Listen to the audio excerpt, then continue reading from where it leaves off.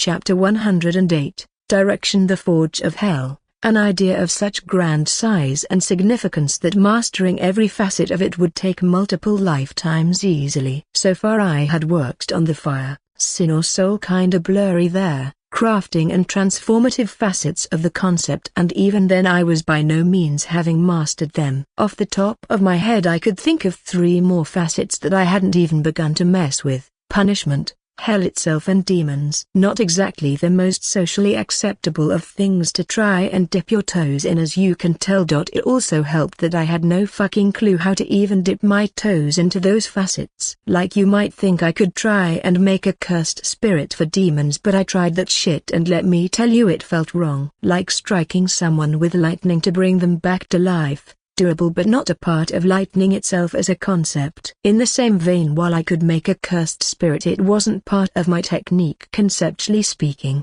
As for the other 2 facets of my technique, I didn't even have a clue. Well, beyond perhaps dressing up as a bat and beating sinful people within an inch of death for punishment. I wasn't going to do that, by the way. I also could exactly ask any of the gods about hell either, as even Hestia was extremely tight-lipped about such topics. Some sort of divine law or other such shit she had said. That was a divine topic and not something a mortal should have any business knowing. It was kinda the same reason why no divine object is supposed to be able to show up down here in the mortal realm. The sheer fact my flames had even that tiniest spark of true hellfire was cause for extreme alarm as far as Hestia, Myach and Hephaestus were concerned. Speaking of, the Forge Goddess had practically begged me for some of the sparks of true hellfire. According to her, with her arcanum sealed and there being no divine materials here, she couldn't make the best stuff possible for her, like if she were in heaven. My true hellfire, however, provided a minuscule loophole that she was uncomfortably eager to leap through. It was curiosity more than anything for her apparently. She really wanted to know what would happen if she somehow managed to create a divine artifact while in the mortal realm. I was not exactly all that interested in helping her with the project after Hestia mentioned offhandedly that the Forge Goddess had once evaporated an entire planet's worth of water just to quench a divine blade. In case it wasn't obvious, I fucking live on this planet and would really prefer its water not being totally evaporated. That did give me a bit of an internal debate though, as I was a little curious if that water amount also applied to the dungeon or not.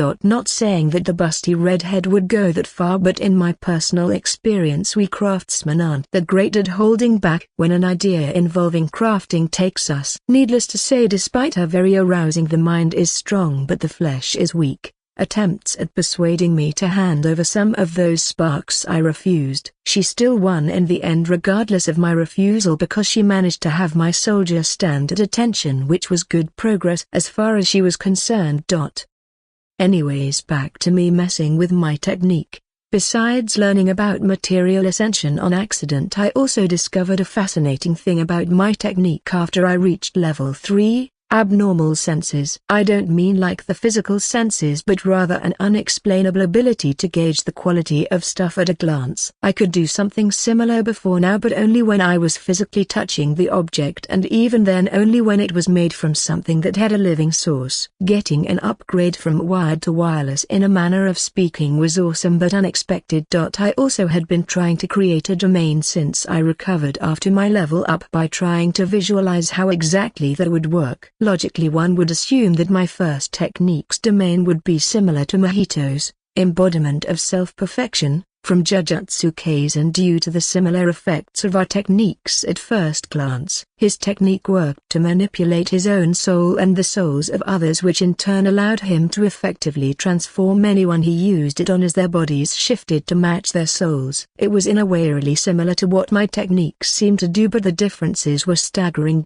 His technique, and by extension domain, only affected souls and only if he was touching the target. Those were basically the only restrictions it had. He could turn animate to inanimate or back as easy as breathing. He could seemingly make a normal person grow way bigger or smaller without messing with their density, or even while doing so as a huge fuck you to the laws of conservation. My technique, while more expansive, was also more limited, as I needed to touch the target. It had to be from a living source. I couldn't make more of it or turn it into something entirely different. I also couldn't fuck with souls directly since yes, as a matter of fact I did make an attempt at it. Souls weren't physical things though, so my technique went digging for something physically that had no existence in a physical sense. Ironically, this exact thing was also what tipped me off that while physical injuries of most sorts weren't beyond my ability to mend, I was particularly vulnerable to spiritual wounds. Obviously my soul was stronger than a normal person's, but I couldn't fix it like I could my body if it somehow got injured.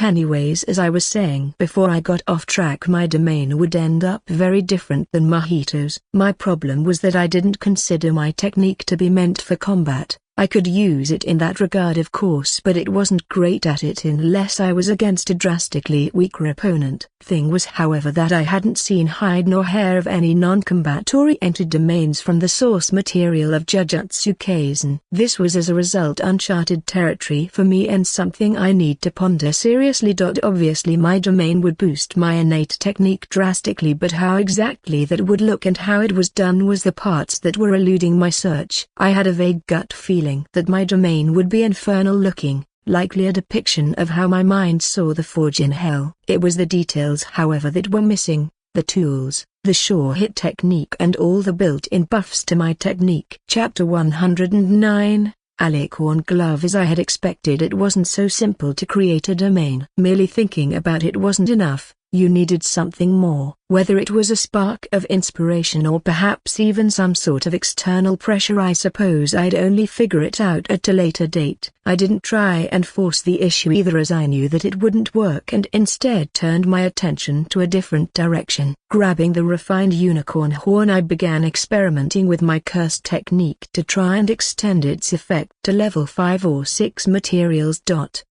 While Ogun and Hephaestus both agreed that the weapon I made for the dark skin god was first class, I considered that not to be the case. I was a perfectionist honestly, so knowing that true first grade weapons were made of much better materials usually made me unwilling to accept my own creation being classified the same. My crafts were as good as they were because I directly purified and refined the materials I used to levels that were thought impossible or next to for others. Hell, I was the first person to figure out that materials could be ascended to a higher state if refined enough. Now that sounds pretty mundane, but I fucking guarantee that if I were to make this discovery public, the whole world would collectively lose their shit. Even worse was that when people finally realized that I alone was the only person able to pull it off, it would become open season on my ass in every sense imaginable. My whole warning during the war game would cease to be all that effective as the possible gains outweighed the losses dramatically. That doesn't even begin to cover the sheer amount of threat to my life by those who don't wish to see what would come about by me growing into my potential. I could maybe survive a fight against a level 4 that was decently far along that stage, but if even a single level 5 or gods forbid higher were to show up, my chances of survival plummet drastically. I shook my head to chase these thoughts from my head and focused on the block of glowing unicorn horn. Normally I just sort of overwhelmed the material with my energy to get my technique to work, but clearly that didn't work for materials after level 4. This time I decided to take a different approach and refine my own energy into a sort of cursed energy thread, like surgical needles for precise work. This was a new way to use my energy, so it took me a couple of days to get a rough grasp on it and finally get a reaction from the block. The precise use of my energy meant that I wasn't just brute forcing the material to do as wished while it heavily resisted. Instead, it was as though I was only facing a much smaller portion of its resistance that, while I couldn't outright ignore, also didn't prove all that challenging to work around. I suppose the best way to describe it was that my cursed energy was sort of a Trojan horse that once inside quickly eliminated any resistance it faced without so much as touching the robust defensive wall of the material. Don't get me wrong, this was not fucking easy at all. It took serious concentration and time to maintain, but it was totally worth it when I finally managed to transform the block of glowing horn into an ornate pearly white mesh glove with a plated backside and detailed depiction of a alicorn winged unicorn on the back of the palm. Once I was done, I left my workshop to find Cassandra, who should still be in the area since today was a rest day for Belle and the others. I found her unsurprisingly tending to the flowers in her casual clothes. "The flowers are growing well, good job," I said with a smile as I walked up. "Thank you," she said, embarrassed about the unexpected praise. "I'll let you get back to it in a bit, but I was wondering if I might get your help in finishing this piece here," I said, presenting the glove. "How pretty." "I don't mind helping," she said, clearly liking the item's appearance. "Great. So all I need you to do is put this on and then cast both of your spells. Nice and easy, right?" I said with a grin. "But..." She looked at her dirty hands reluctantly. "You need not worry about getting it dirty since it's made of unicorn horn and will repel any dirt off it," I said reassuringly. She reluctantly slipped the glove on and shuddered a little when I grabbed her now gloved hand and went to work changing the glove size and shape to fit her perfectly. When I gave her a nod, she started chanting her first spell, and as the energy traveled through her hand for it, I used it to start forming a set of restrictions and a cursed technique. I could have ended it there, but then the item would be incomplete in my opinion, so I waited until she had started casting her second spell to add more restrictions and change the technique into a bigger, more comprehensive one. Finally, however, I completed the item and it burst into a bright pearlescent glow while humming for a moment, which startled the girl but merely made me grin maniacally. "It's even better than I had hoped. A solid 50% boost to any spell you cast, and even has an additional utility ability as well. This lovely thing will also let you store your excess mana to be used for a one-time 300% boost to a single healing spell before you need to recharge it," I said, thrilled to pieces with how it turned out. "That sounds useful," she said offhandedly as she admired the gently glowing glove on her hand. "I'm glad you think so, since it was made for you after all," I said with a chuckle when she stiffened in shock. "What? No, I can't." She panicked and tried to deny the item. I held up my hand to stop her, though. "Easy there, this was always the plan, so you aren't imposing or anything. Besides, you are the only true healer in the familiar, so if you don't take it, it would just sit uselessly on a shelf somewhere. Also, I sorta kinda made it so only you could use it anyways, so you're stuck with it. Sorry not sorry," I said with a grin. Chapter 110, Pros and Cons. Cassandra was such a treat to work with because she was so timid and worried about how others saw her that her reactions to even a little teasing were worth their weight in gold. That said, I wasn't here to torture the girl and left shortly after this. While the glove was a very useful item for her, it was not really a purely selfless thing that I made. I'm a perfectionist to a degree, and with the Falny making changes to one's abilities based on their desires or experiences, I wanted to see if I could engineer a superior healer. Cassandra was timid but also so invested in what those around her thought of her that if I could plant the idea that with the glove she was the best healing mage in the city, she might actually become the best in the city. For anyone else this plan would likely fail because that sort of mindset tended to come from within, but Cassandra was an exception. Even if this little experiment of mine failed, it wasn't like I had actually done anything bad to her, as I had merely given her an item that elevated her healing abilities is all.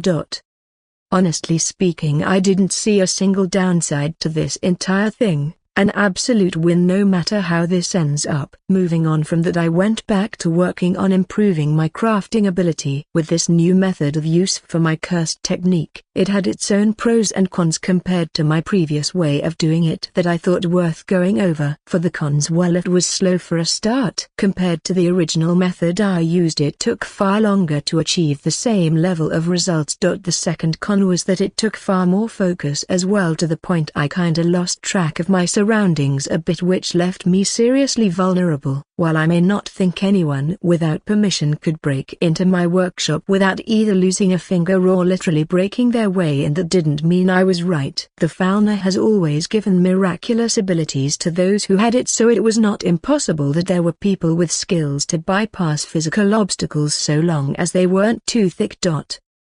Hell, I had seen records of actual honest-to-God's teleportation and space manipulation skills or magics in the records of the public library, In the face of such things, my workshop's defenses may as well be tissue paper. As much as it pained me to admit, I also couldn't really go nuts with my workshop's defensive means either, as too many cursed items gathered together that shared malicious purpose was a recipe for a cursed spirit to be born in that concentrated gloom. I also knew that when crafting cursed tools, it's best to keep any outside influences at a minimum lest the final product be corrupted. This meant my workshop would ideally have a neutral affinity even when it was filled with cursed energy, which it was rapidly becoming. Cursed energy was kinda like air or water in that it moved from places of high density to places of low density once it started to flow, until I showed up. The cursed energy above the city and no doubt in other places in the world as well had been still,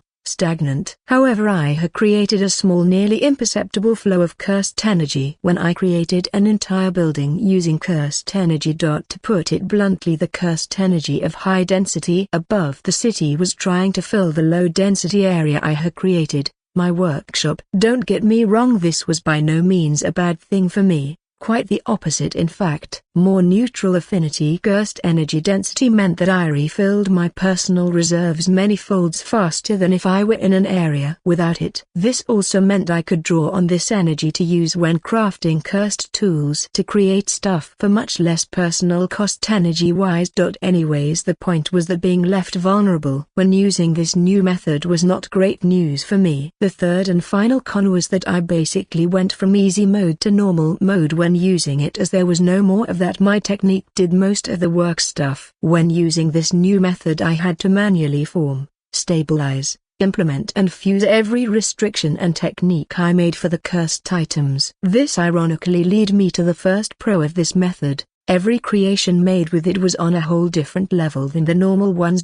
As it turned out, manually having to do each detail myself meant that I didn't make anything half-assed like the intention method that the original method did. Don't get me wrong, the original method worked perfectly fine, but since I was delegating the details to my technique, it tended to choose the first setup that achieved my goal rather than the best one. If I got lucky, it used the best because that was the first option it found, but that was mostly relying on luck at that point rather than skill. Manually crafting every facet of a cursed tool, on the other hand, meant my personal best was always what I went with. The second pro was that this new method did wonders for my energy control, as I had to be incredibly precise in how and what I did while using it. This meant that even after I stopped choosing this method, any application of cursed energy afterwards was subconsciously much more efficiently done. A discounted black flash, if you would. It was funny really that I learned so much about how to better utilize my cursed energy because of myself subconsciously trying to maintain the precision and efficiency that I had while using this method, but for any and all cursed energy usages.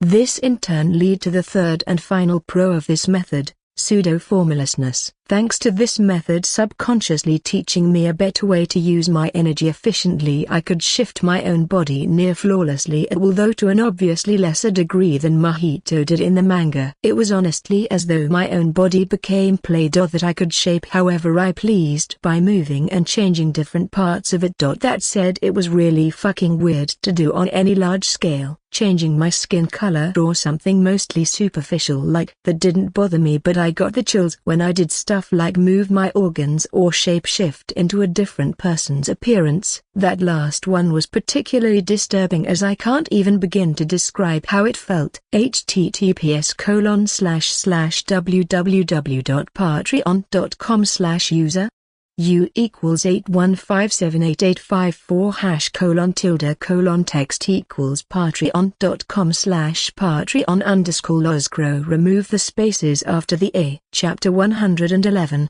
Back to it. Shapeshifting came with some serious downsides, however, in the form of settling. What I am referring to is the fact that if I remained in a different form for too long, that form starts to get set as my default state, which for obvious reasons wasn't good at all. From my tests, this process started after about 3 hours and progressively got worse the longer I remained transformed. I was glad that I caught onto this as fast as I did, or it would have been a very rude discovery later. I didn't tell Hestia or anyone about my ability to shapeshift after I learned about it, as it fell in the less know about it the better it works category of tricks. To be honest, I didn't even plan to use this trick all that much since I didn't have much use for it at the moment. Like, it's nice to have and all, but I don't plan to become a criminal who needs to remain hidden, and my equipment identifies me even with a different face. To be fair, I could have technically shapeshifted even at level 1, but it was only now that I leveled up to 3 that it was cost effective to do. Finally done tinkering, huh? Hestia asked. In the morning I had decided to head into the dungeon for the first time since I leveled up. Now that I have the other parts of my skills understood, it's time for battle, I said with a shrug. Only the Great Tree Labyrinth, right? She asked, suspicious. Of course. I haven't finished juicing the place yet after all, I said with a grin. I don't think anything that could threaten your life, but please be careful, she said seriously. I have no plan on dying, so no need to worry your pretty little head over that, I said confidently. I genuinely wasn't concerned about survival on those floors because, as she said, nothing that was known to be there was a real threat to my life. The highest leveled thing known to be there was a mere mid-level 4, and at my current power I could just barely go toe-to-toe with that on equal footing. Mind you, this was despite not having gained a single point in any of my stats after leveling up. I couldn't say definitively, but I assume that by the time I hit mid-level 3 I'll be about as strong as a level 5, and by level 4 I'll be about as strong as a level 6. Then again, I could be very wrong, as the power scaling of each level up was not a joking matter, and that meant jumping levels wasn't so easy anymore. Despite that, I was already rapidly gaining power to achieve these feats thanks to reaching the true limit of stats every level so far, which was something that no one had done to my knowledge. I stopped by the hostess on the way to the dungeon and was greeted by Raya cleaning up outside with a broom. She was a green-eyed blonde elf with a serious expression most of the time, but was actually quite friendly if she knew you. Good morning, Alex. Here to see Sir, I assume? She asked calmly, and I shrugged. Not much choice when she tends to punish me if I don't. She doesn't mean anything by it, she said, and I nodded. If she did, why in hell's name would I keep coming back? I joked with a grin. That's an unusual phrase, in hell's name. Most say in heaven's name instead, she said, confused. And that's all well and good, but why should I choose the lesser of the two goods? Heaven, as I understand it, is the place all good souls go to, but hell's a place of punishment for the wicked, a deterrent to keep us on the right path, and by comparison much more important in my opinion, I said honestly. She looked thoughtful. I hadn't thought of it like that, but what you say is logic. Thank you for explaining, she said sincerely, but I just waved it off. No need to thank me, I simply felt like you might understand it from my point of view is all, I said honestly. I meant it too, as her soul was colored in loss, revenge and regret. It wasn't hard to understand that she had likely suffered some tragedy in the past at the hands of another and took vengeance into her hands. Someone like this could understand the way I see hell as a concept and perhaps even appreciate it. Most others merely see it as an evil place of fire and pain, but they all seem to overlook that it was only the wicked who went there, and only so they could be punished for their sins. Good morning, Alex. Finally heading back to the dungeon? Sir brought me out of my thoughts as she walked up with a smile. That's the plan. I was going to do some mapping of the Great Tree Labyrinth to see if I could find anything interesting, I said with a smile. That's a rather dangerous place for a new level 3 to go. Are you sure that is wise? Ryo asked, concerned. I spent a month down there without issue before I leveled up, so I don't see why that would change after, I said casually, but both Ryo and Sir looked shocked. How did you stay so long? Even the Loki familiar needs to have many porters with only food just for their expeditions, and you delve alone? Ryo asked curiously. Well, I set up camp on the 18th floor before spending most of the day on the lower floors where I gathered food from plants and monsters. Fun fact, by the way, battle boar meat is addictively good. If you ask nicely, I might even bring some back for you, I said with a grin. Doesn't the meat vanish after you harvest the stones though? Sir asked, confused. Normally, but there's a trick to getting it to stay after you harvest the stone. Familiar secret though, so I can't say what it is, I teased, causing her to pout. I headed out after that since Mamma Mia was starting to glare at us. The dungeon square was bustling like normal at this time of day when I got there, and no one paid me any attention when I put on my mask, helm and walked through the entrance to the dungeon. It was fucking hilarious, but some people had started wearing stylized helms that made them look monstrous after I leveled up to 3. It was mostly just a fashion thing, but if the form was right, had some actual utility in combat as well. Chapter 112, Assassination. I stepped into the dungeon's first floor and smiled when a goblin immediately screeched and attacked me viciously. Ah, how I missed this! I thought as I casually bitch slapped the goblin hard enough to snap its neck. I didn't bother harvesting the stone and directly crushed it underfoot, reducing it to sand while the corpse burst into smoke that flowed into my tattoos. I took off in a nice and easy jog after that to drop floors as fast as possible without becoming too tired. It wasn't until the 15th floor that I had to stop, and not because of a monster either. Your overconfidence has made you careless, kid, a female voice said out of nowhere from the mists as a sharp pain went through my chest, and I looked down to see a gleaming curved blade sticking outside my chest right where my heart should have been. What wasn't obvious was that I had played the cliché tilde copyright trick of moving my heart to the right side of my body, so I was actually totally fine right now. Well, besides the knife sticking through me, but you get the point. Who? I asked while playing off the injury to be as bad as it normally should be. I suppose I can give you the courtesy since you are already dead. Name's Anne, Eris familiar. The assassin said smugly. Evilous then. Good to know. No one will miss you then, I said casually before activating my technique. My head twisted a full 180 degrees to face her while arms bent backward at unnatural angles to grab her stunned form tightly. What the fuck are you? She screamed in horror while trying to escape, but it was far too late for that. Burn. I spoke with a gravely raw voice since my windpipe was all sorts of fucked up with my head like this, and black flames sprung to life from my hands holding the assassin. She struggled and screamed, but in a short span of a minute nothing remained of her beyond the dagger still stabbed through my chest. Speaking of that knife, I flexed my technique and my flesh around it writhed as it gripped the blade and slowly backed it out of my body until it clanged to the ground. Should have gone for the head. I'm offended by the lack of research they did on me to think merely stabbing me with a poisoned blade in a vital location would be enough to put me down. To be fair, though, it would probably work on any other level 3. I thought as I righted my head and arms back to their normal places while knitting the damaged part of my chest back together easily. I was satisfied, however, knowing that I made the assassin's final moments as nightmarish as possible. A fun fact about my flames was that they became more painful the more sinful one's soul was. For the assassin, who was stained quite thoroughly, my little show plus the flames was more than enough to give a hellish, pun intended, experience. I reached down and picked up the knife, a dagger really, that had been used to stab me, and inspected it. My craftsman sense told me at a glance that while not a first-rate weapon, it was close, as it was easily at the peak of a second-class weapon's ability. I wasn't terribly surprised by this, as there were obviously skilled craftsmen working with Evilus, or they would never have been a threat to begin with.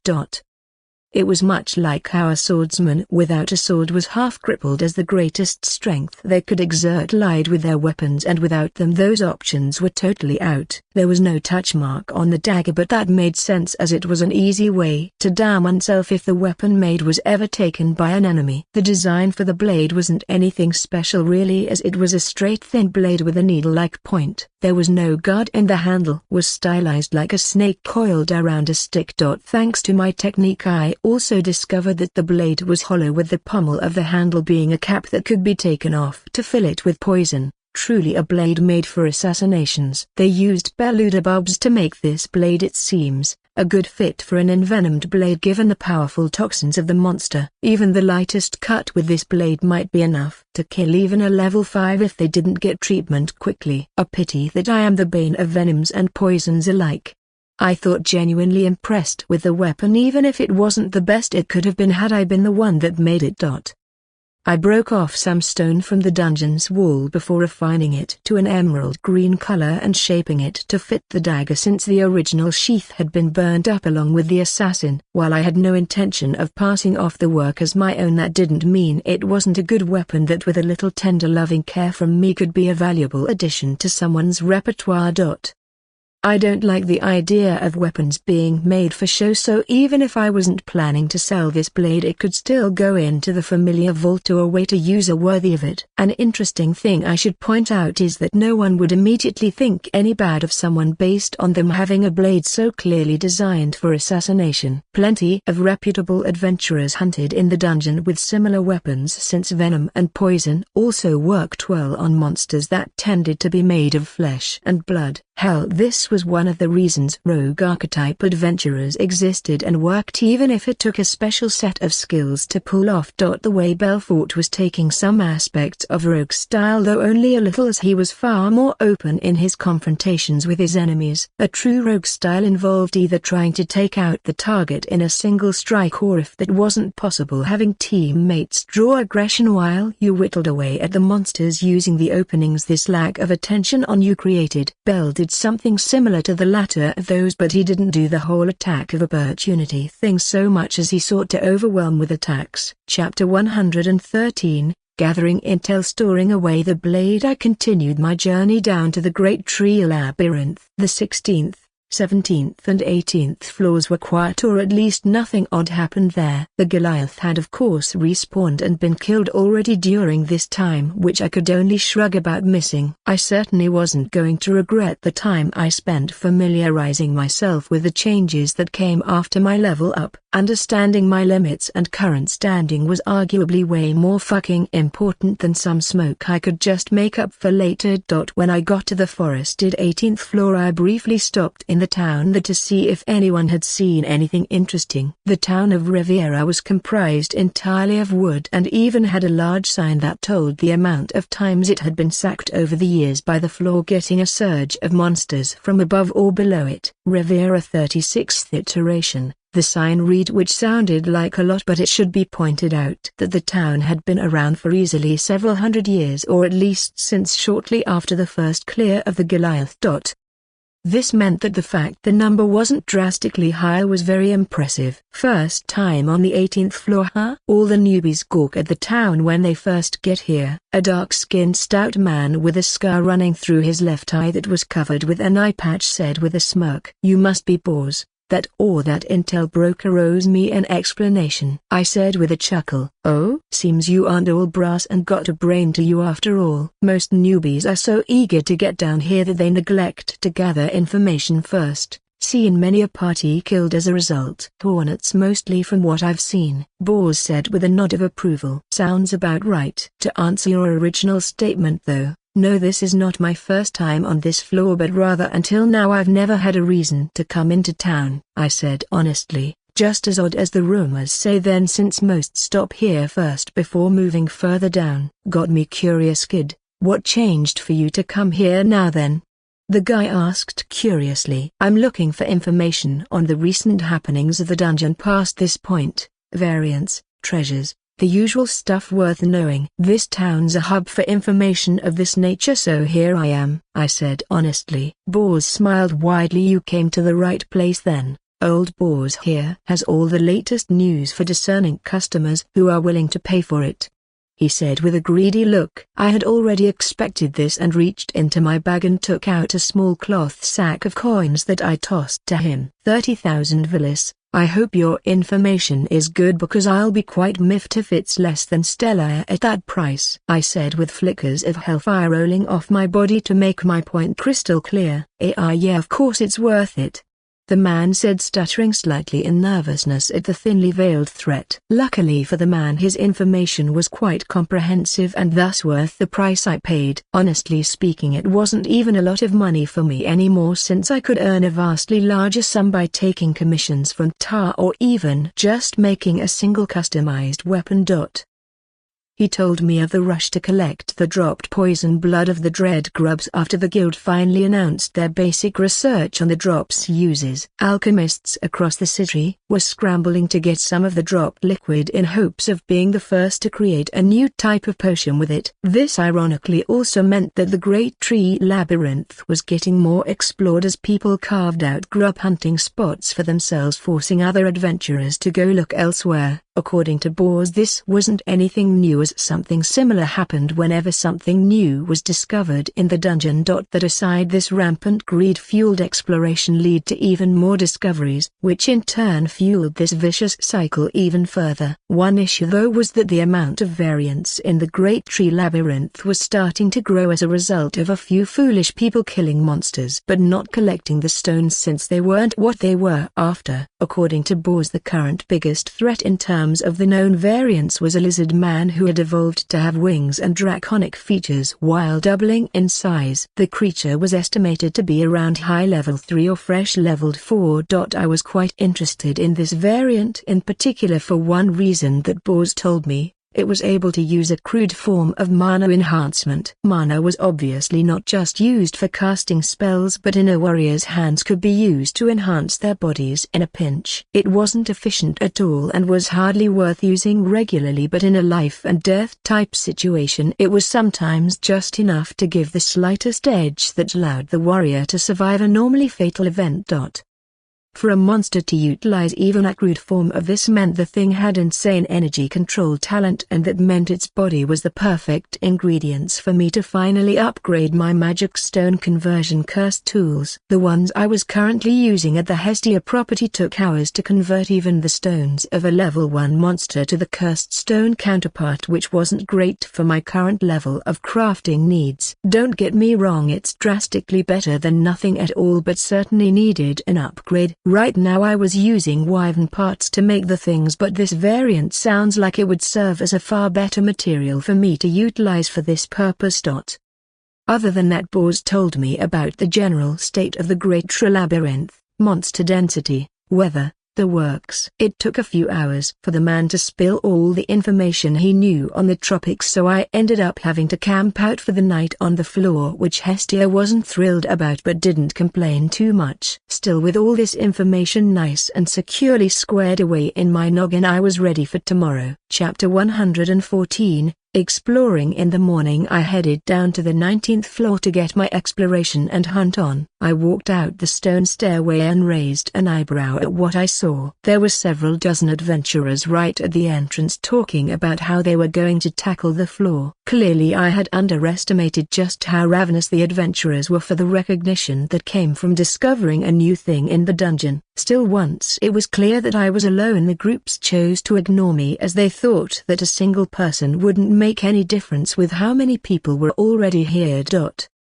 Oh, how wrong they are, I thought with a chuckle as I chose a direction and started heading that way. With the amount of adventurers on the floor, I didn't find any monsters for a good 15 or 20 minutes of travel, which was a little annoying. When I did find a monster, it was a bugbear accompanied by 2 mad beetles. I wasn't even remotely concerned about this setup though, as I vastly surpassed these in terms of stats. The mad beetles rushed me utilizing their great speed, while the bugbear lumbered behind them much slower due to it being specialized in brute force rather than speed.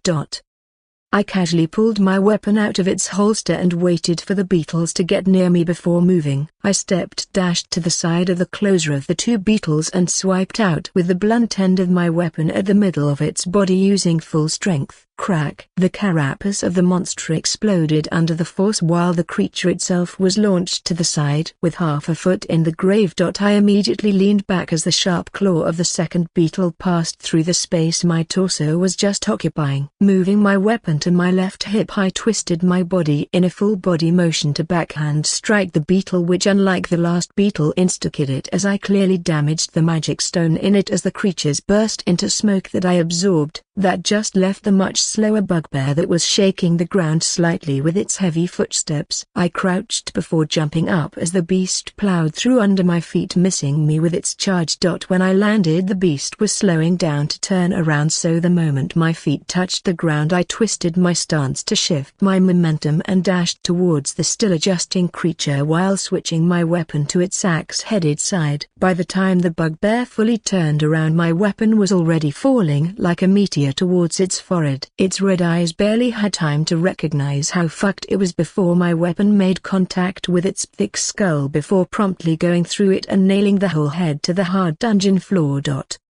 Good work, team, really nailed it that time, I think, I said with a chuckle as I ripped my now bloody weapon out of the skull of the definitely dead creature. I casually tossed my weapon into the air before catching it as I walked towards the first beetles that was hissing and throwing a fit as it tried and failed to get up. Not that it could be blamed for its failure when half its body was broken and not working. Tough luck, bug. Better luck next time, I said before cleaving its head off. I refined the carapaces of the beetle and fangs, hide and claws of the bugbear before harvesting the magic stones from the remaining bodies. I then packed away my drops and moved on, following the wall of the floor. It amazed me how few adventurers did something similar despite knowing that monsters were spawned from the dungeon's walls. I mean, sure, they could be spawned from the ground and ceiling as well, but the dungeon for some reason or other didn't like doing so. This wasn't some special observation, either, but a well-documented and acknowledged thing that most adventurers totally ignore. The only real exception is the exploration familiar that focus on mapping out each floor of the dungeon and as a result follow the walls to get the current layout, since the dungeon was a sneaky cunt and shifted resources and secret rooms in it on a very regular basis. Speaking of secret rooms, I myself discovered one as I walked with my left hand against the stone of the dungeon wall. This time it wasn't as unnatural as the odd wall on the 18th floor that I had found previously, but rather I felt the solid wall go hollow behind a certain area.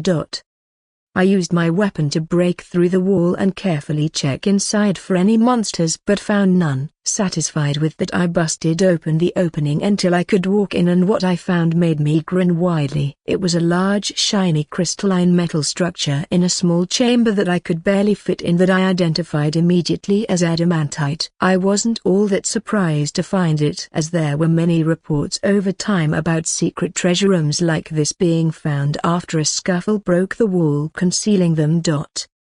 Why they were there to begin with was anyone's guess, as it seemed odd that the same dungeon that was absolutely trying to kill us adventurers would reward us so heavily for damaging it. You might think it was a trap, but no, more often than not nothing actually happened if you took the treasure besides you getting a little richer. Anyways, I walked up to the me-sized crystal of dark silver metal and rested my hand on its surface. Hell's Forge. I spoke the incantation of my innate technique to give it that extra oomph as I began purifying and condensing this metal down. While I would love nothing more than to take the whole ass crystal, as it was, my bag was not that big. That was also a very good way to make people with more greed than sense decide that they wanted to see what the afterlife was like. Thanks to my skill, I may not be able to kill innocent souls without feeling like shit, but there was nothing stopping me from breaking both legs and arms and leaving these people to the monsters. Dark, I know, but I don't like leaving potential future enemies alive to come bite me in the ass later. Chapter 115.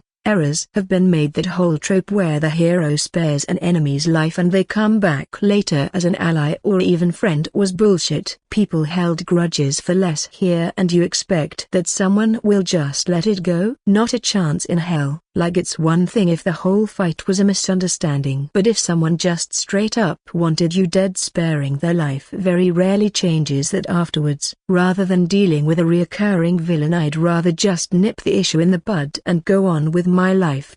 Ironically, for many that would make me seem like a villainous person, but honestly speaking, those people could go eat shit for all I care. Anyways, adamantite was a very impure metal ore this high in the dungeon, so after I got rid of these impurities, the me-sized crystal shrank to being barely larger than a basketball. This was less than ideal still, since that would still be too large to stuff in my bag without taking up a bunch of room. I suppose I can just go a bit unorthodox with it and turn it into a layer of armor until I can get back to the surface.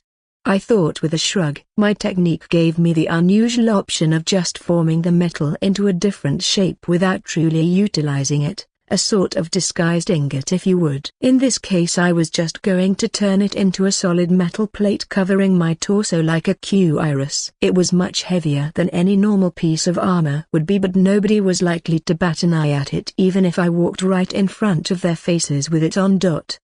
With that small matter settled, I left the hidden space in the dungeon's wall and continued tracing my way around the entire wall of the 19th floor. Most people would quickly tire of the rough sensation of the dungeon's stone wall under their fingertips as they walked, but for me it was entirely different. Through my contact with the dungeon's wall I had a sort of connection to the dungeon itself that gave me a flood of information to try and make sense of. For example, I could feel it when a monster was being formed behind a wall if I was close enough, and could even interfere with the process with some serious effort.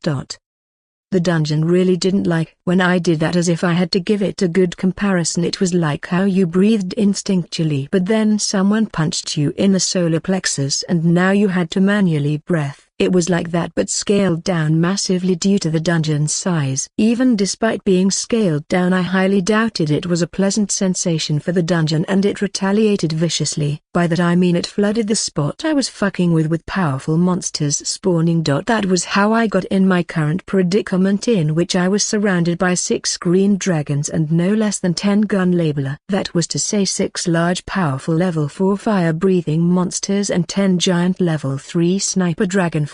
A bad situation for even me to be in. At first I had managed to distance myself from the wall when these things were sent at me by the dungeon for my violation, but the gun labeler were proving hard to escape from, which led to the 6 green dragons finally surrounding me. Boom! A powerful explosion went off in the center of this grouping as the dragons all unleashed a fire breath at me simultaneously. I had barely managed to fling myself outside the pillar of fire using a dense blast of my own flames this time, and I was sweating. Small wound like a blade through the chest or a claw scratch I could mend with my technique, but an inferno of flames? That was death if it hit me, as the damage was too much all at once. It was the reason that I got as close as possible to my enemies when I fought, to limit them to close range attacks as well. Got to deal with those gun labeler before I can handle the dragons. I thought seriously as my mind went to a cold calculating state as I felt the very real threat to my life. Hellfire. I spoke the incantation for my flames to improve my power and control over them as they danced over my skin and armor. In mid-air I punched out, and arrows of black flame zigzagged through the air, targeting those annoying bugs that hadn't stopped shooting those projectiles at me. 4 of them dodged the flames and left my control range, while the last 6 either failed to do so entirely or barely got grazes by the flames, with only one not catching fire as a result. With that single attack I had halved the number of the bugs, while the green dragons had immediately shifted to target me with their own flames. No time for a second attack. Move, I thought as I sent another blast of flames from my feet to redirect my fall out of the stream of bright red flames that went through that spot. Mere moments later, I hit the ground hard and rolled before leaping to all fours and kicking off the ground as hard as possible to propel myself away from the flames chasing me. By no means was I moving in a graceful manner, but rather anyone with eyes could see that I was desperately escaping the continuous streams of fire that the dragons were sending my way. This can't go on, or I'll just tire myself out, I thought as my mind raced to find a way to break out of this situation. Like a second wind I locked onto a strategy that may work and employed it immediately. Boom! I unleashed a vast amount of flames straight out of my chest, launching me at extreme speed straight up while simultaneously knocking the breath out of me. As I had explained before, while I couldn't be burned by my flames, I still felt their impact, and in this case I basically set off a brick of C4 under me, which meant naturally all that impact had to go somewhere. As a level 3 with stupid high endurance stats on my previous 2 level ups, this wasn't enough to blow me apart or anything, but I definitely felt it.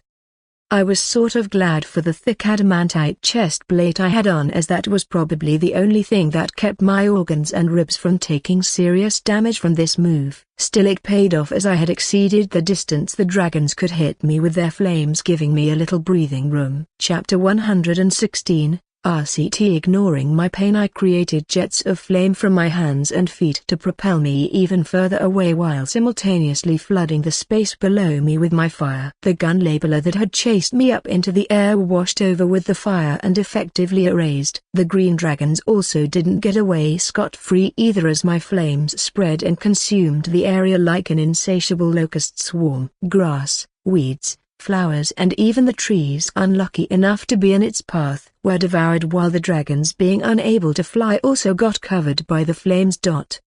While they were distracted with it, I allowed myself to free fall to the ground and dug through my bag for a potion to replenish my energy that was getting kinda low. I drank it and winced when I hit the ground, but didn't sit there admiring the dirt for long before I needed to get up, as the dragons decided that killing me was more important than the black flames slowly chewing through them. The battle had switched from long range to close range, and I had a bit of a disadvantage here because there was only one of me and 6 of them.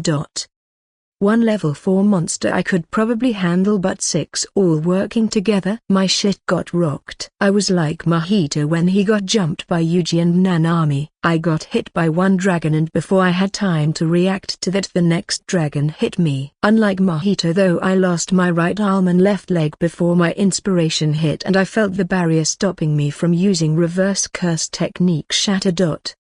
Reversion technique. Heaven's judgment. I spoke hoarsely and in little more than a whisper, but the very space shuddered with every syllable. A white sphere of void manifested around me, and the dragons, still in mid-swing, simply burst into smoke. I landed hard in the perfectly smooth round hole that was the dungeon's ground and laughed in euphoria. This first experience of reversed curse technique was like the best drug ever, as I couldn't even bring myself to care about my missing limbs or pain. I felt good. No, great. I felt as though I could take on the whole world and win. With a rush of positive energy, my flesh bubbled and grew out 2 new limbs near instantly. Even in my high as fuck state, I recognized that the appearance of these new limbs, however, were off. Unlike my normal skin tone and nails, these 2 new limbs were red and had thick black nails on the toe and fingertips like the claws of a beast. Shape-wise they were just the same as they had been before, but clearly they weren't. I suppose I should mention that my clothes, weapon and bag were all gone, as my technique erased anything not biologically a part of me. This discordant appearance from my limbs was enough to snap me back to reality and dampen the high enough for the logical part of my brain to register how big of a problem this was. I let the positive energy fade, and with it the high it brought. Using my normal cursed energy, I changed my skin color back to normal on these new limbs, but left the nails alone since nobody would see them anyways with gloves and boots on. My gains from the dragons weren't great as far as drops went, but smoke-wise I gained roughly as much as the Goliath had given me, which was fair considering that each dragon was also level 4 like the Goliath, just not Monster X's. Drop-wise there was nothing from the gun labeler, and I merely got a few scales and a single fang from the dragons. As much as I like now having access to reverse curse techniques, that was way too fucking close for comfort. I thought seriously. I faced death once again and barely got by with a stroke of enlightenment. Thankfully I doubted I would require such a thing for domain expansion, as I wasn't planning on having a combat-oriented domain but one that boosts my crafting. Still, it's interesting to think about the reversion techniques now available to me that I can now add to my domain. I thought as white frost formed on my fingertips as I reversed my hell flames. Reverse curse technique did exactly as the name suggested and created the opposite of whatever technique it was used on. The regeneration it granted was more of a side effect of the positive energy than its intended purpose. My hellfire was an excitable dark force that consumed everything it touched, so its reverse was naturally a frost that was stable and froze everything it touched, preserving it. My Hell's Forge, on the other hand, was a close range. I have to touch the thing to use it, force of creation generally speaking. This meant its opposite was pure destruction, the erasure of everything it affected and could even be used at a distance. Honestly, that last bit was the most valuable part of the ability, as until recently I had relied on my flames for ranged combat, but as a to whom it may concern type deal that was dangerous for my surroundings. This new reversion technique, however, let me attack at range in a precise manner. If my flames were a bomb, my new thing was a sniper round that exploded if I wanted it to. Now, where's the nearest monster? I need some pants, I mutter, finally paying attention to the fact I was totally naked. Hestia concealed my foulness so it wasn't visible on my back and thus didn't need to be covered, but walking around with my dick out was both not legal and also not a good idea in general if I liked my reputation. Why not use the drops? You may be asking, and the answer was because I turned those into a crude set of cestus brass knuckles. Bigger meaner brother. As much as I'd be able to kill monsters with my flames and bare hands, I'd rather not if I could help it. Thankfully the dungeon didn't decide to spawn some more monsters on top of me after I killed its retaliation party, and I had time to find some grass and turn it into a green speedo. Comfortable? Nope. Functional? Does its job. Chapter 117. Night's approach. Now that I didn't have my dick flopping around as I moved, I went searching for a monster to turn into an actual pair of pants. I will also admit that I was more than a little miffed that my armor, drops and weapon had all been erased due to my reversion technique, and wanted to vent my frustration out on a monster that probably didn't deserve it. I changed my mind about that undeserving part when the first monsters I came across was a group of 3 hobgoblins mutilating an adventurer's corpse. These ones definitely had it coming. They barely had time to react before my cestus-covered fist smashed into the back of the middle one's head with a satisfying crunch. That hobgoblin died without even knowing how, and the other 2 immediately turned their dull blades towards me and away from the corpse. I casually leaned back as the first blade whistled through the air where I was just at and pivoted my hips to avoid the second blade as well. I raised my right hand up to my left shoulder before dropping my stance low and swung my fist backwards into the sternum of the hobgoblin to my right. The creature immediately burst into smoke as its magic stone shattered under my strength and the shards fell to the ground. The last remaining hobgoblin didn't waste the opportunity and hacked into my left shoulder with its blade, only to be unable to retrieve it as I used my flesh to grab it and hold it in place. I casually reached over with my left hand and gripped the monster's wrist. Reversion technique. Hell, I said calmly as white frost burst from under my palm and rapidly encased the monster that died in terror and suffering as its body was fully frozen. Crack. I flexed my grip and the brittle frozen corpse's wrist shattered. A bit slow, but I suppose I'm just being picky. I thought, judging the reversion of my flame's combat effectiveness. I didn't need more than a single corpse to clothe myself, and thus tore out the magic stone from the frozen body and absorbed the smoke it turned into. That was how I discovered something very interesting. The mana within the stone had also frozen. In other words, my reversion had caused even pure energy like mana to freeze and stabilize. Perhaps I could use this ability to quench my cursed items for a better end result? I pondered the possible uses of this discovery. Cursed energy was normally unstable and wild, so discovering the stabilizing trait my reversion held, I had to consider if it could be used to stabilize the cursed tool's energy after I created the things, thus making them more efficient. I also didn't miss the implication that this meant for combat either. Being able to freeze mana meant that in theory I could also freeze spells leveled against me, though I suspected that was a tall order to learn in any short period of time. I chose to put that aside for now though, and approached the other hobgoblin corpse and refined the hide and bones a little before tearing the magic stone from its chest and absorbing the smoke while getting to work on the hide and bones that dropped to make some pants. The design I went with was a simple dark black leather pant with hardened spiked bone plates on the thighs and shin. I even made a zipper and button out of bone for the thing. That was a nice touch if I do say so myself. Naturally, when I put them on while getting rid of the grass Speedo and they didn't fit quite right. I just adjusted them on me until they fit perfectly without getting in the way of my mobility. That settled, I cremated the dead adventurer and their stuff before making my way back towards the stairs leading up from this floor. I passed a few parties of adventurers on the way, but besides getting some stares for my appearance, no one tried anything. I honestly couldn't even blame the people for staring either, as when I wasn't dressed in my gear I stood out like a sore fucking thumb. I was pale-skinned and covered by strange black tattoos on my chest, face, arms and back. My new pants were also unusual though pretty practical. I was also very fit and not too bad on the eyes either, with wild short brown hair and sharp brown eyes that seemed to see right through you, which they sorta did. I wasn't super handsome or anything, but I was a little above average, which was good enough so long as I was strong and not a complete asshole.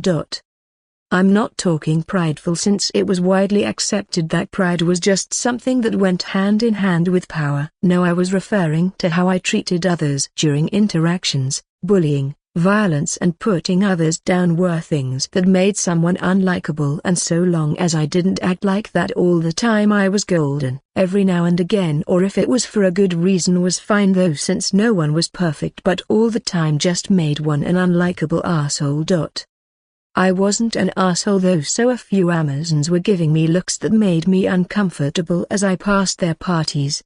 The Amazon race as a whole was very baby hungry when they found a male they thought strong. I walked away especially quickly when I came across those looks, as I wanted none of that. While granted most Amazonians wouldn't force me to parent the result of a one-night stand, I was a bit worried that any kid of mine would also have cursed energy. I had a great deal of time before I was likely to reach a strength that would keep people from trying to forcefully breed me for that trait, and thus wanted to avoid impregnating anyone at the moment.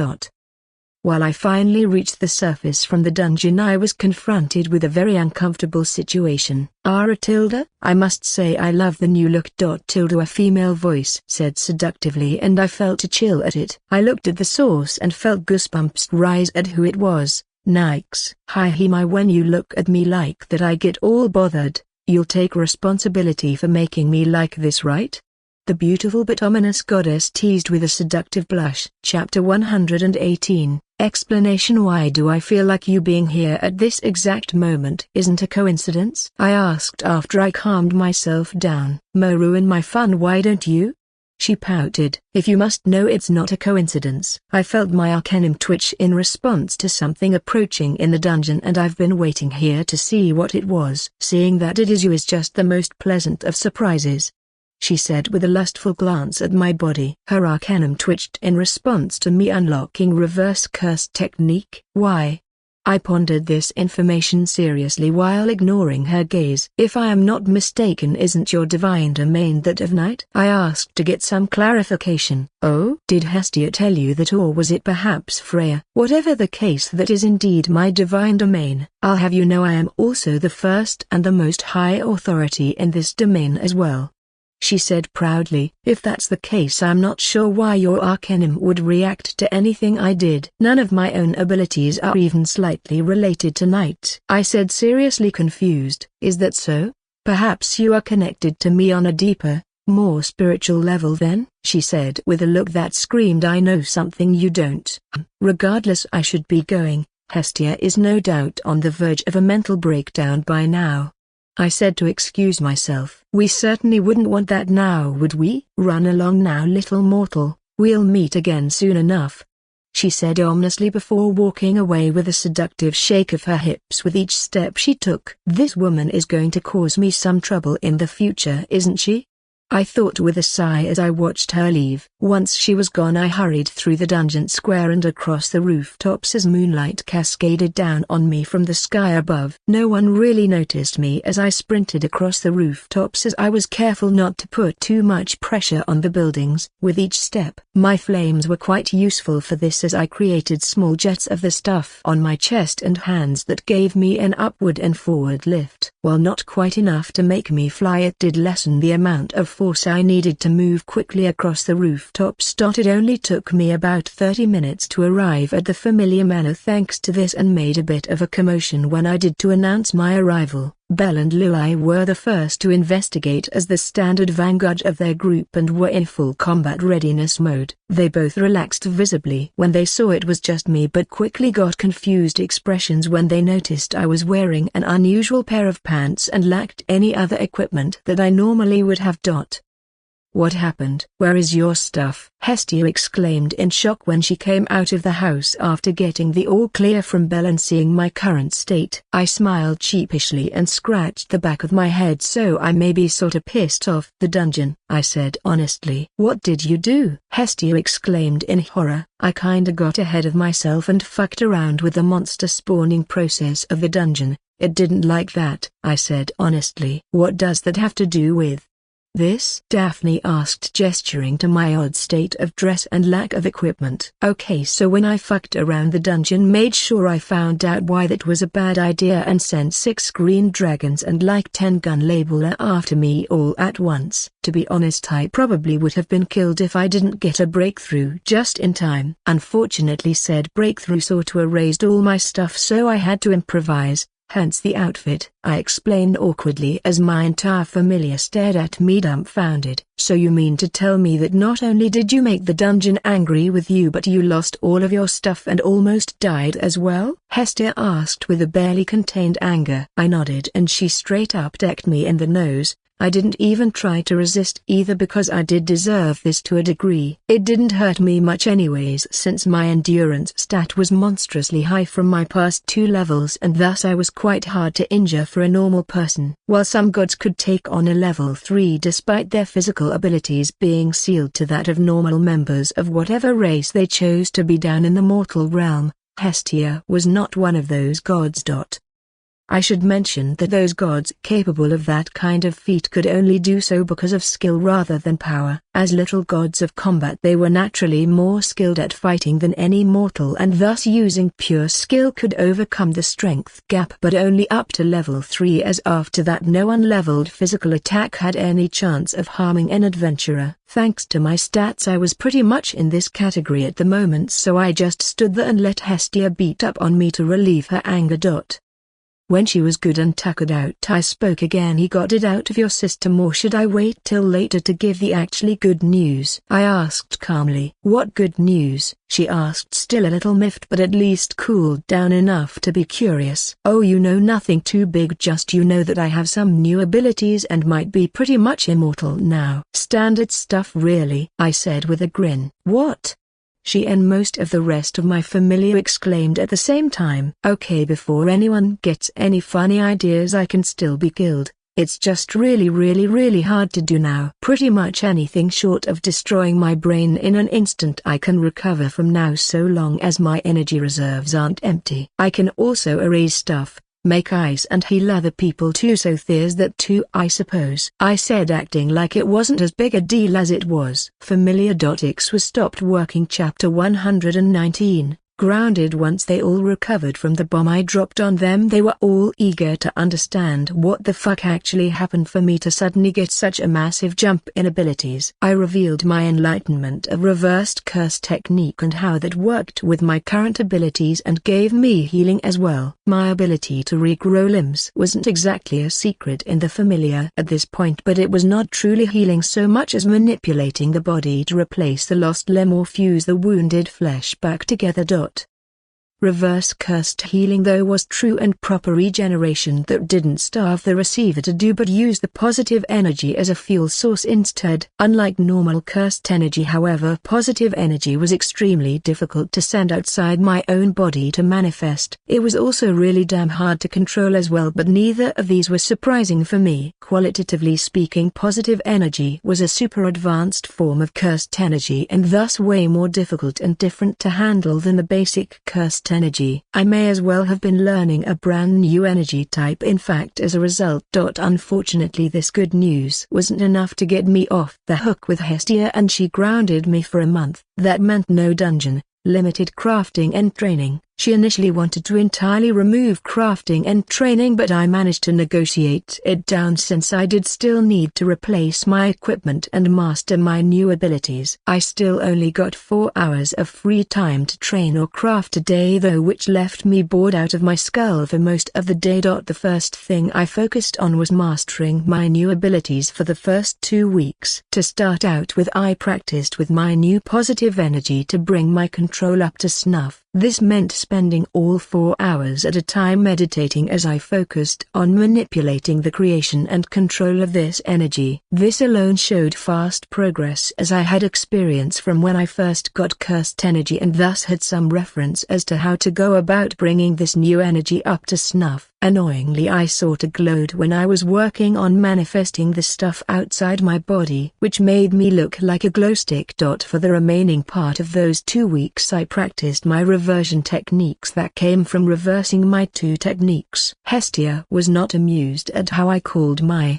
Hell's Forge reversion Heaven's Judgment. Like she totally understood why I named it that way, but that didn't mean she approved it. She, like most gods, considered the heavenly realm a sacred and holy place, even if like the mortal realm it was actually neutral in nature, much like mortals and gods themselves. My Hell's Forge represented the creation aspect of hell, so naturally the reversion represented the destruction aspect of heaven. It was all symbolic and stuff. Cursed energy was fun like that. Interestingly, through the reversion of my Hellfire technique was still afterlife related, but it was an opposing type compared to the hot consuming flames of hell. It was a soul deep cold that in a way preserved rather than destroyed, which was why I named it after the Norse mythology's realm of the dead, Helheim. That was a place of bitter cold. I wondered why it wasn't a heavenly aspected ability but one still related to the afterlife, until I recalled that my Hellfire was actually an extension of my Hell's Forge that became its own technique after my level up.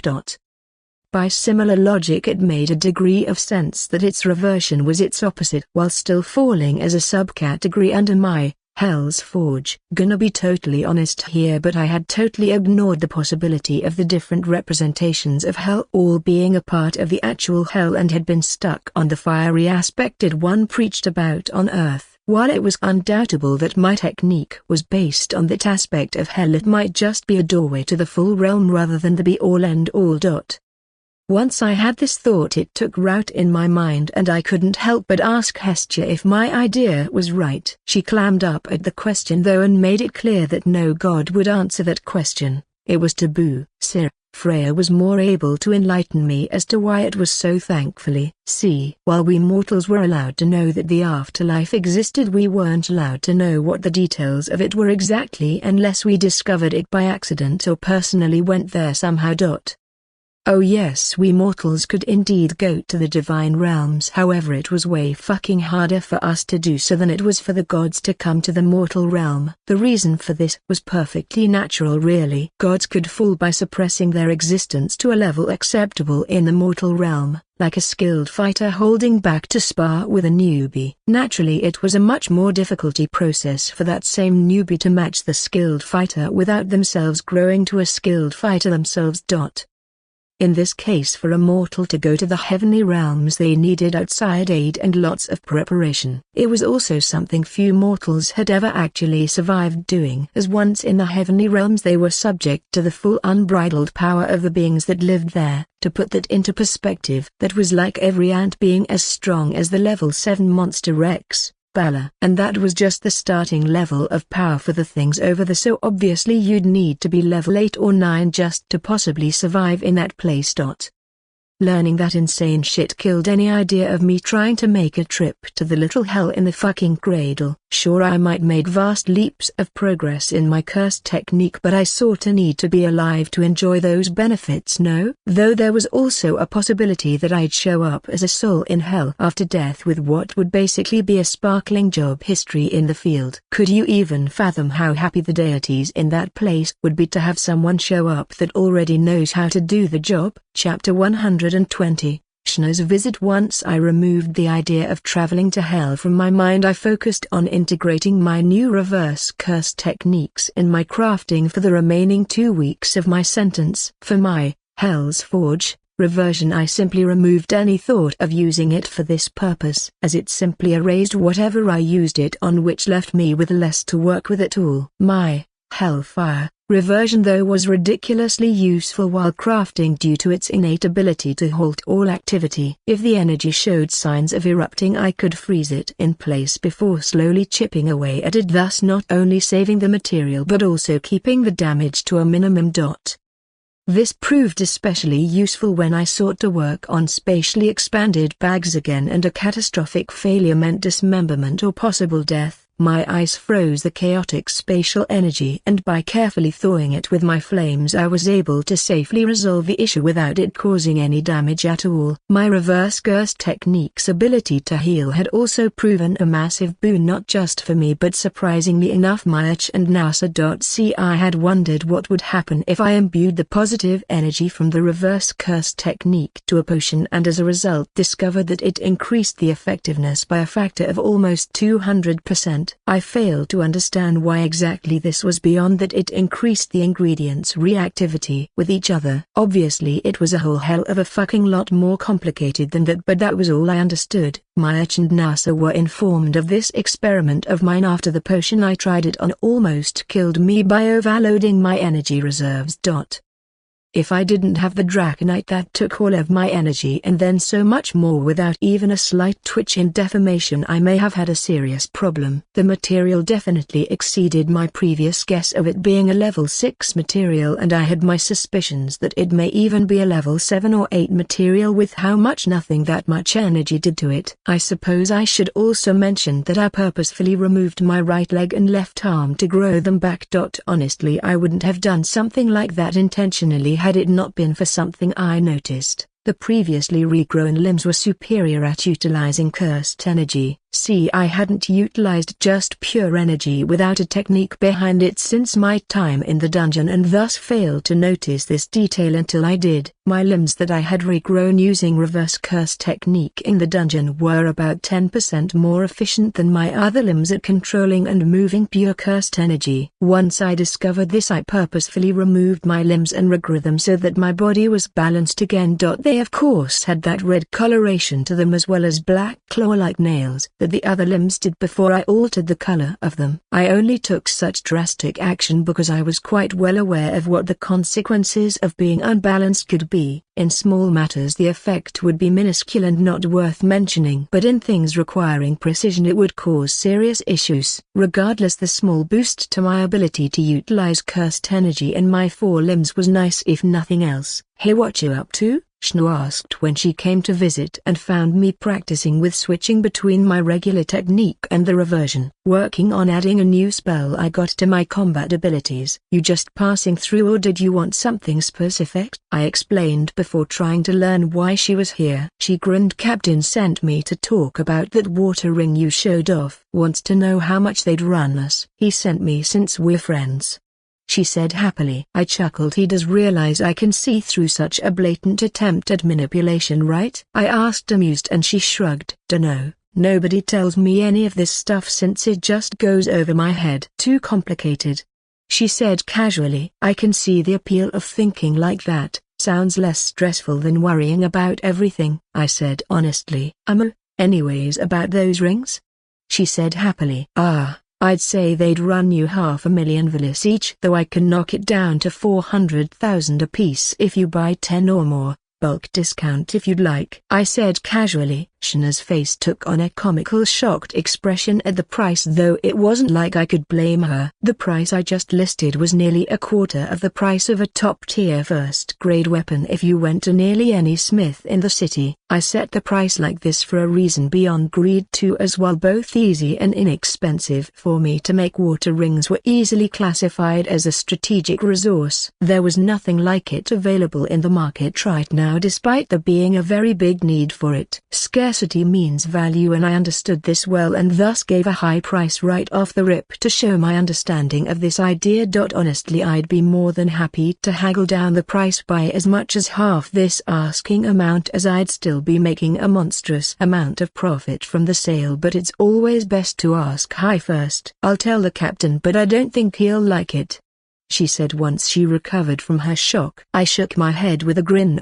If my read on the guy isn't off, he'll get why I said that and send someone to negotiate further. Business aside, how's things been? I asked, changing the subject. About the same as usual. I dive a bit while waiting for the next expedition and we get some newbies that have to get trained. Leafy's been learning concurrent chanting though, so that's been fun to watch, she said honestly. A good trick for her to learn given what I understand about her skill. It gives her monstrous potential, but actually grasping that potential will no doubt prove an equally large challenge. Still can't help but be a little jealous. The entirety of the elf race's magic at her fingertips so long as she can remember it all, I said honestly. Chapter 121, Remaking. Shna stayed for a bit after that and chatted with me about my new magic, the ice. In case you forgot somehow. She wasn't fishing for information or anything but genuinely wanted to know about it just because it was interesting. She even gave a few suggestions on how I might use it in combat, though one of them was not something I could do at the moment. Specifically using the ice to cover my close range while my flames went for long range. To do that I'd have to be able to use both regular cursed energy and its positive form at the same time.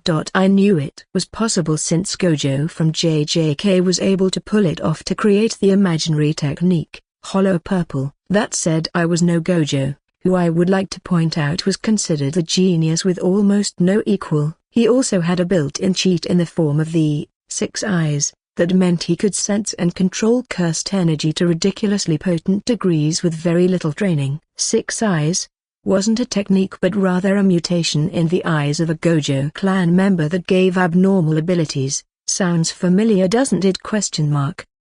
While absolutely not on the same level, my own soul gaze could be considered a similar mutation to my eyes. This of course begged the question, can I replicate the 6 eye with my own eyes? The answer to which was complicated. The simple answer was probably. The long answer was that while it should in theory be possible due to my cursed technique, it would either take a stroke of luck the size of which is unlikely, or a long ass amount of time reverse engineering a theoretical outcome. Don't even get me started on the risks involved, since the eyes I would be experimenting on were my own, since literally no one else had eyes based on cursed energy mutation in this world as far as I knew. Reverse curse technique could regrow a missing eye or repair a damaged one, but if I fundamentally changed my eyes without it being counted as damage, what then? I go fucking blind, that's what. The risk is simply not worth the payout in my opinion, so obviously I am not going to fuck around with my eyes in the attempt. Also, I couldn't exactly just rip my eyes out and experiment on them, since then how the fuck would I know if I succeeded or not? Anyways, Shna's idea was unfeasible for me at the moment, as I simply couldn't use the 2 energies at the same time yet. One suggestion she made though was interesting and totally doable for me. She suggested that I try to create a cage of ice to trap whatever I was fighting in a small area under my control. Eerily similar to a domain in fact, though more physical and less weird metaphysical. Still, the idea was interesting if nothing else, and something I took note of. She eventually left and I spent the rest of the day arranging the materials to create a new weapon for myself. We were quite wealthy thanks to the commission work I took and the startup funds from the war game with Apollo that we hadn't gone through but instead added to. Because of this, I was able to buy a few choice materials to recreate my weapon that had unfortunately been lost when I unleashed my reversion technique for the first time. To make my weapon anew, I chose Goliath Tooth,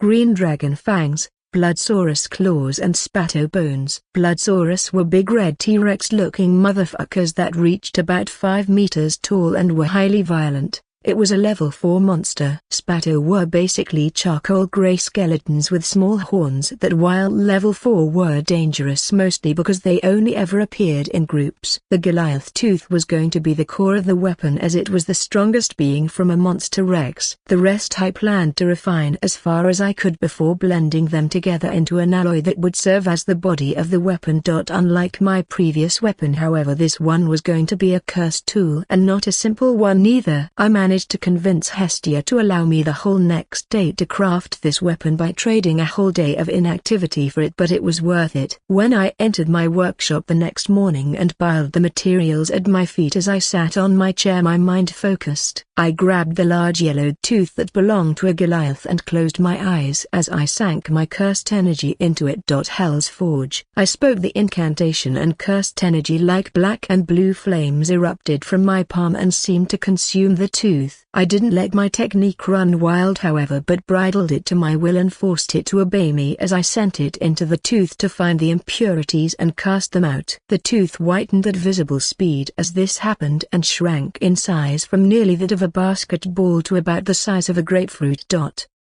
Once pure, I condensed the remaining material into a sphere the size of a tangerine before setting it aside and grabbing the green dragon fangs, of which I had 4. Each fang was easily 6 or 7 inches long and 2 inches thick with smooth white colorations. I hadn't cancelled my technique when I swapped the Goliath tooth for these fangs, so I was able to immediately get to work on them. First I fused them together like water flowing across my palms, and then I got to work refining the impurities out while strengthening the material just as I had the Goliath tooth.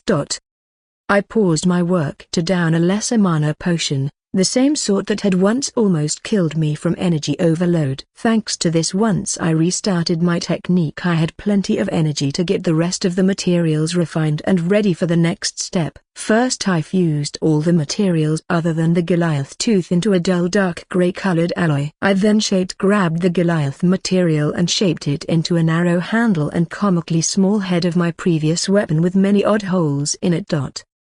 The purpose of these holes became clear when I grabbed a large alloy sphere and began to layer it onto the Goliath material. It flowed into the holes, improving the structural integrity of the weapon before I began to shape it into its final shape. The familiar half-hammer half-axe shaped head appeared and the handle thickened and lengthened with a small orb at the pommel that I would hollow out for the cursed stones in a bit. Chapter 122. Remaking 2. Once the general shape of the weapon was made, I stood up and walked over to the chest at the side of my workshop that held my magic stones, both empty and not. I hummed as I perused my collection before settling on a Minotaur stone filled with cursed energy and a Minotaur stone that was empty. The 2 stones were roughly the size of my thumb and about half an inch wider. I took them over to my chair and sat down before activating my cursed technique again. The stones deformed as I carefully molded them into an odd set of springs that spiraled together into a sphere the size of a plum. Neither stone was actually fused to the other however, which was important because of what came next. I held the spring orb firmly and switched my energy from negative to positive before carefully filling the previously empty stone with the stuff. This created an oddly eye-pleasing design in the orb as the 2 stones, one with negative cursed energy and one with positive, coiled around the other in a harmonious contrast of colors. With this done, I went back to negative energy and activated my technique again to open up the round pommel of the unfinished weapon to accept this dual-natured core. Once it was secured firmly within the hard alloy material, I paused to clear my mind for a moment and plan out exactly how I wanted to do this. The hammerhead for positive energy or negative? On one hand, it would give more surface area for the ice and erasure, but on the other I'd prefer to have that for the creation and fire side of things. How annoying, I thought with a frown. Indeed, I wanted to ambitiously split my 2 different energy aspects to opposing sides of my weapon for better utility. While I was in a fight, I wasn't stupid enough to not understand that at some point using my hands as the medium by which I utilize my techniques was bound to be discovered. At that point it would be odd if my enemies let my hands get anywhere near them, to the point some may prefer getting hit by my weapon instead. Also, losing my weapon because I used RCT was sort of annoying, and I wanted to fix that. In a manner of speaking, I wanted to turn my weapon into a sort of extension of myself in my technique size so that I wouldn't have to make a new weapon each time I needed to use RCT. The trick was making it so that both my RCT and normal curse technique could be used on the weapon without fucking it up, hence the need to split the two energy types to one side or the other. If I could use both at the same time like Gojo, I wouldn't need to do this, but as I couldn't, this was the next best option. The trick was that I couldn't attune both sides to be able to alternate between the two types of energy, so I had to shunt each one to the opposite head of my new weapon. The ideal arrangement would be the ice and creation aspects of my power being on the hammerhead side of the weapon and the fire and erasure being on the other, but again that wasn't viable, so it was pro and con time. In the end I chose to put my RCT abilities on the axe head side and my normal ones on the hammer. My main reason for this choice was that if I coated the edge of my axe head with the erasure power, it might as well be considered the sharpest thing ever. Seriously, an atom-thin line of erasure would likely mean I cut through literally anything, much like it was hot air, or at the very least guarantee a wound if I so much as graze my target. I could also use my ice to keep my target from bleeding to death as I freeze the wound shut in the off chance I need to amputate a limb off someone. With this in mind, I started weaving a dense tapestry of restrictions together to create the tool I was after. Once that was done, I connected the cursed technique matrix to the positive energy and negative energy stones as needed and hoped to hell that the damn thing didn't explode. The technique struggled at first, but once the flow of energies was stabilized throughout the entire thing, it settled down to a dull hum that also eventually quieted. I wasted no time at all testing my new weapon by sending in cursed energy first that flowed to the correct side without any extra work from me, and then positive energy that did the same for the opposite side. I then moved on to practical testing and used RCT to see if the weapon could withstand it. Now, it could. Wonderful. Now I just need to replace the rest of my equipment that had been destroyed, with upgrades. I thought with a grin. As promised, I spent a whole day after that doing absolutely nothing, which was my deal with my goddess in exchange for the day I spent crafting my new weapon. Speaking of, I should mention that it weighed easily as much as a person, which was hell on my wrist but not unreasonable considering my superhuman abilities. Momentum was a bitch to deal with when I swung it though, and I had to repair the damage that strain caused more than a few times in the next week's worth of time that I practiced with it. During this time I also managed to replace my helm, mask, though this time using better materials and with a new white and black swirl pattern on the blank part that covered my eyes. It otherwise looked the same as the one I lost as far as appearance was concerned. As an added bonus, that black and white swirl was apparently unnerving as shit to look at, which was great. Anything that made things hesitate to try and attack me was a plus in my book. Not having visible eyes was already unnerving, but having a contrasting spiral in their place, downright paranoia-inducing according to Daphne. Still, I can't say as I wasn't happy with this outcome despite the complaints it earned me.